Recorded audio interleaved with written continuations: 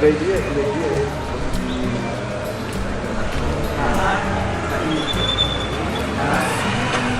Voy a hacer una prueba. Te voy a hablar solamente en español y no me vas a contestar absolutamente nada en inglés, ¿ok?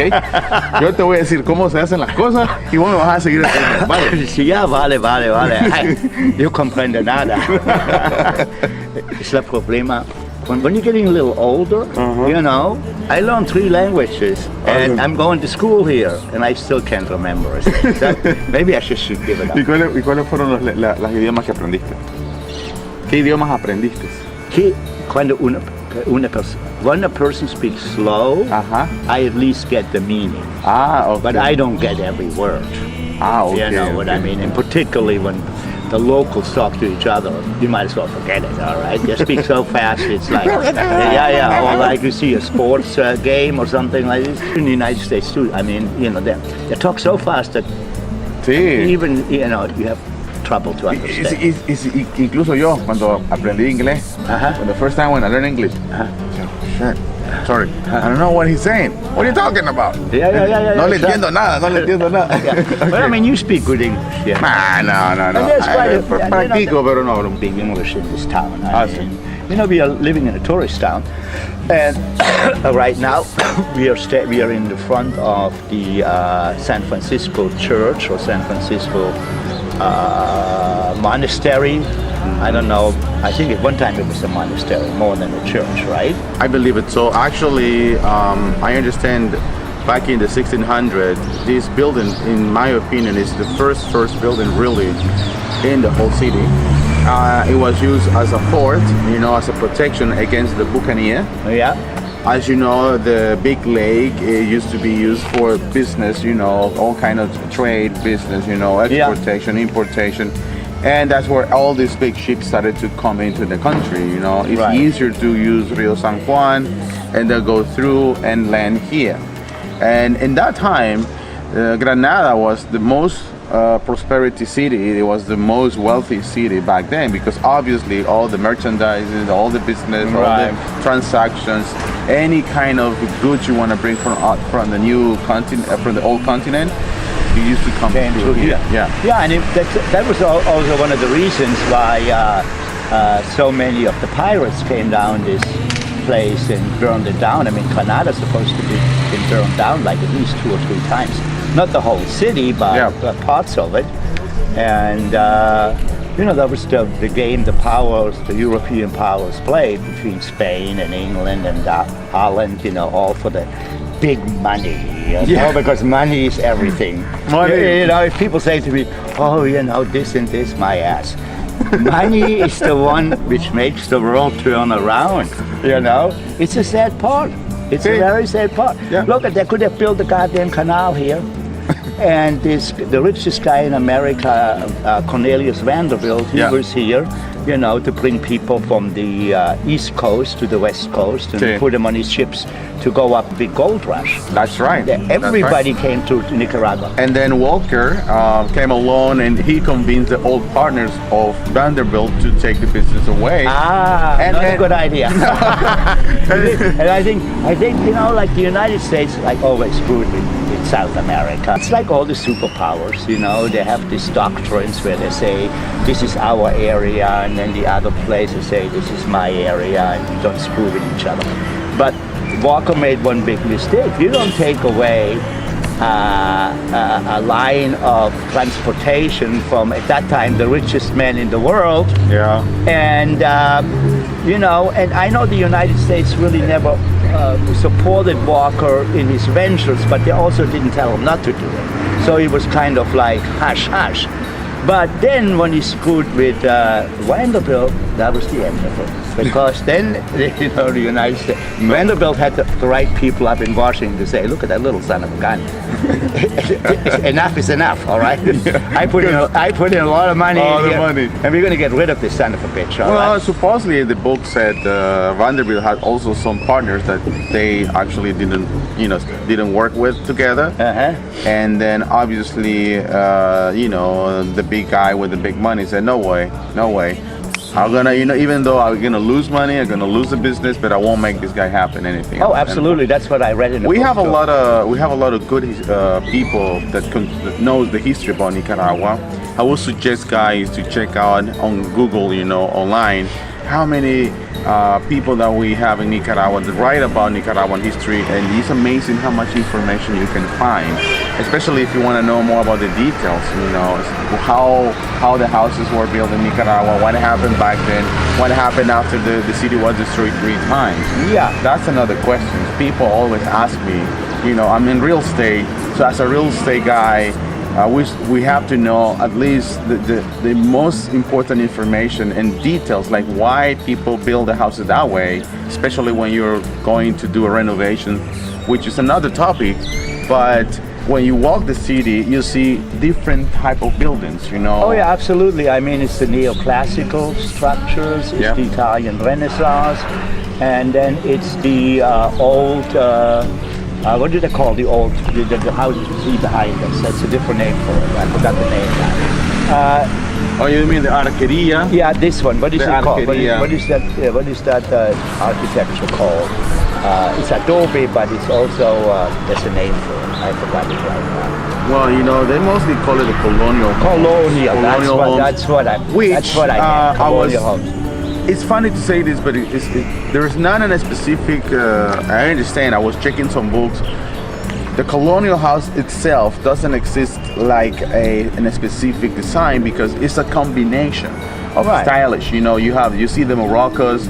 People who can travel to Spain, they can see also that things, in the Arabic homes.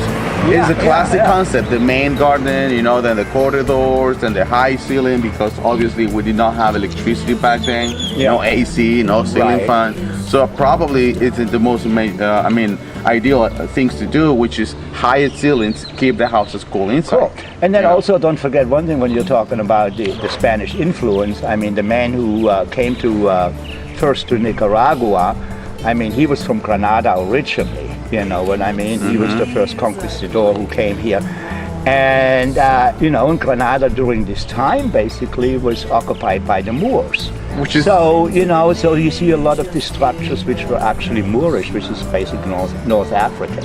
So it's all a mix of everything, Yeah, and very eclectic. And then with the burning down of the cities, and people redid something else, and so it's kind of a mishmash.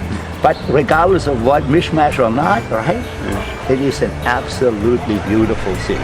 Yeah, it is beautiful. And there's another interesting point. People ask me if we used to have that kind of floor tiles back then. No, not really. Original was checking out with some customers. We actually found the original floor, how it used to be. And mostly dirt, like clay, like the chiltepe. We call it the chiltepe, which is a combination of clay with other elements, and it was very rustic. Right. And people said, what happened with the tiles? Why they're so beautiful? The tiles, according to the history, they came to Nicaragua around in the 20s, between 20s and the 30s. That's when really the tiles started to be popular. You mean in here. the 1920s? Yeah. That late? Yeah. Well, that's amazing. Yeah. That's the record that I have. I can check it out. But one of the famous guy who built it is Favilli. He's an Italian who came with his family, and he built a lot of beautiful homes here. I don't know if his family is still living in Granada. I met one Favilli before. I hope to introduce you guys in another episode if I can find him. But anyway, it's the guy who really made this tile floor very popular. You see these colors. There's one gentleman in town here who has a little Sia. He's originally from Italy, and he does stonework. No. And you can go there and you can design your own stonework and do whatever, and then they actually do it for you, and they'll help you measure out how many stones you need and stuff like this. It's very, very nice. But anyway, what I also wanted to say, standing here, is that you and me are basically trying to, we have some cooking school classes in our videos. And what we basically really want to do with this whole thing is to show Nicaragua in a good light. Tourism would be incredible. And when you are in Central America, besides Antigua and Leon, which is up in the north, in Antigua and Guatemala, there is no such beautiful town like Granada. Thank you very much. It's the pearl. Thank you. It's the pearl of. Yeah. And so, to help us grow in this country, we need tourists, and we need people to retire here and to live here. And I got a good guy there, but he better gives me 1% of his sale. No, just kidding. What I'm saying is like, you know what I'm talking about. So what we're going to try to do, Carlos, and you and me talked about it many times. We try to go all over the countryside and show you Nicaragua and the lifestyle of the Nicas. With this show, we're gonna introduce you to what Nicaragua life is about. And obviously, we want to see it from another perspective, which is what happened when somebody wants to retire, coming from another country. And obviously, you have so many questions, you know, like Gert, probably when you came the first time Oh, here. absolutely, absolutely. And I still have questions, you know, but I mean, I learned a lot, I read a lot, you know, in books and things like that. And I mean, I love it here, and the friends who I have, some of the expat friends, there's not one person actually who's complaining about anything, except, you know, that maybe it's too hot or it's too cold. But I mean, we're talking about a big problem, you know. Yeah. There's no big problem. No, it's definitely And- true, and it's the tropical. You know, when you decide to come to the tropical, like, you know, when you go to Central America, you go to Mexico, every country, and it's tropical. Always keep in consideration the weather. And Nicaragua is right in the middle, so Right. our weather is like sometimes 87 to 90, 95. Okay, which is normal. And in other cities, like in United States, sometimes you can easily get to 100 and 106. Yeah, so right. Nicaragua is not that bad, total, you know. No, it's not. And as long as you have a breeze, like this morning, we have a beautiful breeze because we are right on the lake. Yeah, and, So, and in I front of mean- this beautiful church. And a beautiful church. And the lake has a breeze usually every afternoon around 3 o'clock, even during the hottest days. And that's why you see everybody in Granada in the evenings. They're all sitting out in their rocking chairs, you know, the whole family. Oh, that's the tradition. And the kids play around, and then by 9:30 everybody goes to bed. But they all get up really early too, See. which is really unusual for a Latin country. You know what I mean? Most, if you go to Spain, they get up at who knows when. But anyhow, I hope you're going to enjoy our video. trip. Yeah. Well, guys, subscribe to our channels. Also, you're gonna find me in another channels where we talk about real estate in general and answer questions like what it's like to invest here. And the reason why my friend Gert is a perfect person that can also teach us, you know, what it's like for somebody who's coming the first time in Nicaragua. And now, and this is even better, he can teach us his style of cuisine, and he can mix the local recipe and do something different. Well, that's what we did. You know, we should bring out our. I am having a cookbook, which we're putting on the final touches, and it should be out sometimes in February or March. I hope so. We redid it about 11 times, and we always find something. It's the first cookbook I've ever written. I've been in cookbooks and on TV in the United States and other things, but this one is the first whole book, and we're going to put it on Amazon. So we're making a lot of mistakes, you know. Guys, let's keep going. We're gonna go to the next place, and then we're gonna enjoy a good cup of coffee, basically a Nicaraguan coffee, one of the best coffees also in the world. That's you know, it's exactly all true. over Europe. So we have beautiful location. We can talk about that in another episode, guys. Don't forget to subscribe to That's this right. crazy That's man. the most important thing, you know. And if you have any extra money, you might invest with him. He's actually not crooked. Yeah, we're gonna make you spend the money. All right,